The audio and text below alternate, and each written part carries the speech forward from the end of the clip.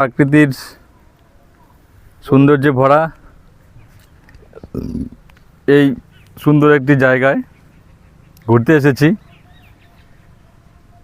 যেখানে চারিদিকে শুধু চা পাতা বাগান আর তেজপাতা বাগান, আর কিছু গ্রামের বাড়ি যে ধরনের হয় এখানে ওখানে ছড়িয়ে ছিটিয়ে রয়েছে। এত সুন্দর এই দৃশ্য, আজকের দিনে আমাদের কাছে এটা স্মরণীয় হয়ে থাকবে। কিন্তু আমরা এর আগেও বিগত দিনেও এইখানে এসেছিলাম, অবশ্য এই দৃশ্য আমরা এর আগেও উপভোগ করে গেছি।